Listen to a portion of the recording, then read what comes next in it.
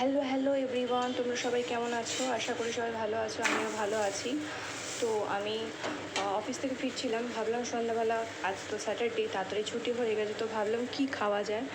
তো তাই জন্য আমি দই বড়া, কেক, যেহেতু আমার চকলেট কেক ফেভারিট, তো কেক এসব কিনে নিয়ে আমি এসেছিলাম। তোমাদেরকে দেখাবো, চলো আমি জাস্ট ফ্রেশ হয়ে তোমাদেরকে দেখাচ্ছি।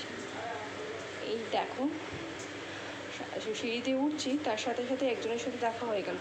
তোমাদেরকে এর আগেও আমি দেখিয়েছি, ল্যাথখোর প্রাণী একটা, এই যে শুয়ে আছে দেখতেই পাচ্ছ, একদম ল্যাথখোর, মানে সবসময় শুয়ে থাকে। যখনই যাই, অফিসে যাওয়ার সময়ও দেখি, আসার সময়ও দেখি। চলো বাই। এই তোমাদের এই হচ্ছে দই বড়া আর চকলেট কেক আমার ফেভারিট, আর এটা হচ্ছে পনির প্যাটিস।